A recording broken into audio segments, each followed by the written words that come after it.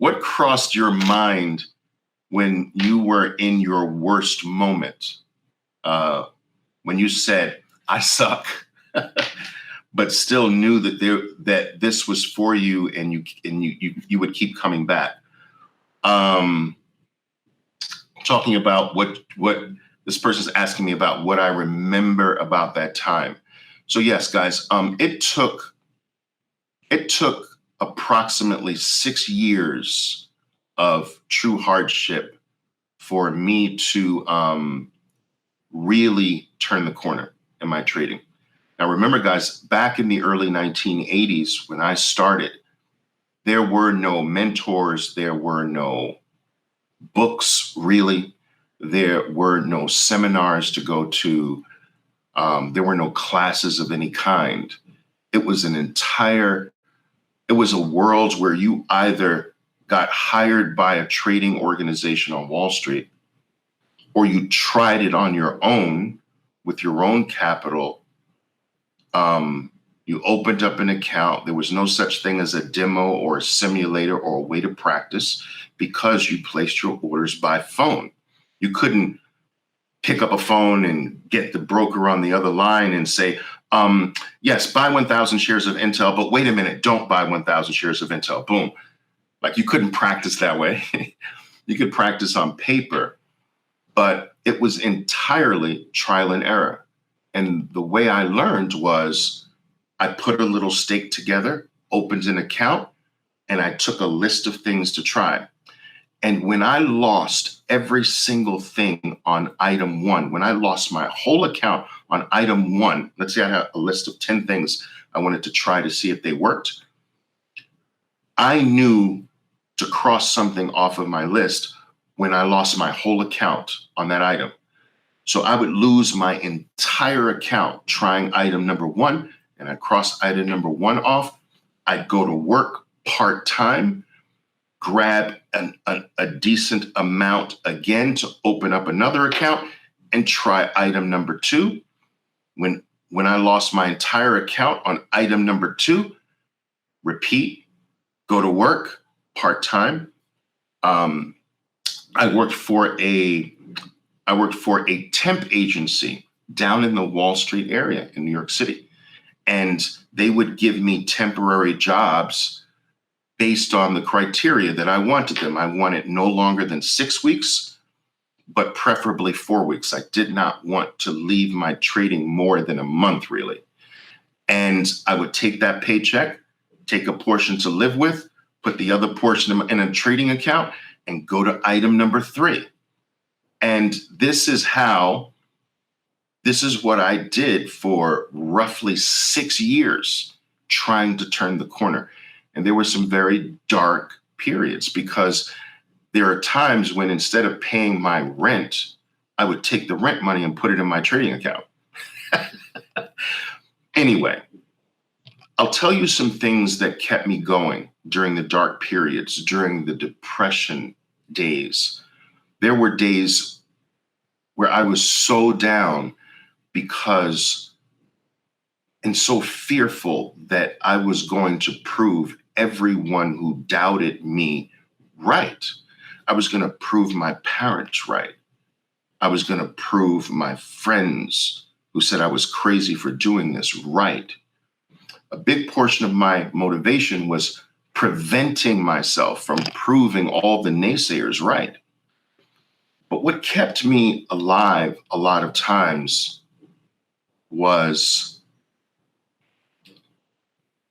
imagining, projecting myself in the future, and imagining one day that I'd be using my dark days, I'd be using my depression, I'd be using my hardship as a way to motivate other people. I did this in the depths of my depression, that I would stop myself and say, Oliver, one day you will be telling stories about you being depressed. One day people will hang on your every word to know how you made it.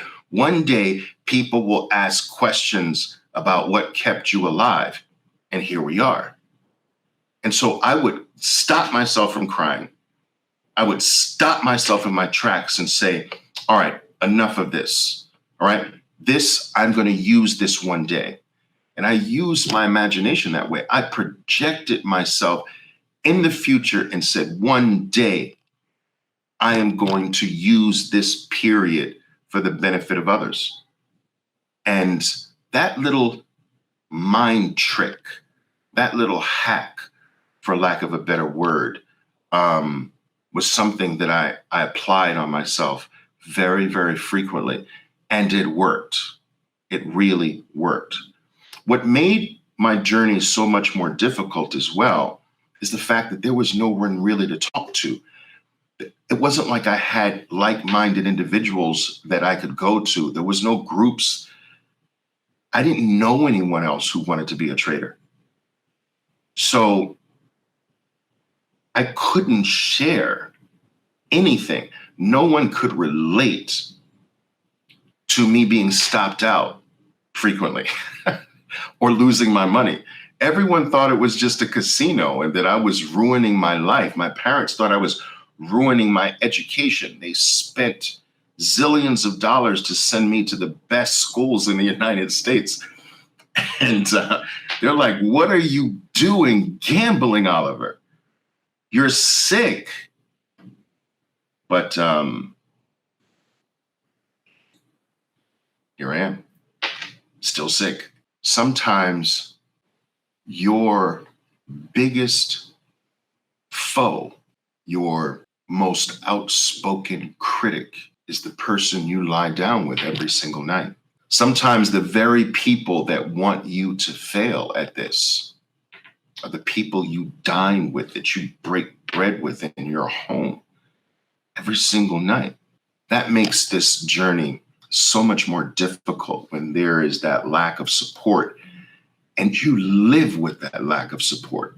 And the best thing I can say is that if that is your scenario, you must do your best to remain silent, that you grow in silence, that you progress in silence. You want to stop this habit of people asking you every single day, so how did the trading go? Do not allow that. All right. Do not allow that. Don't allow outsiders into your process. This will only slow you down. Your process must be protected. Your process must be like a little embryo.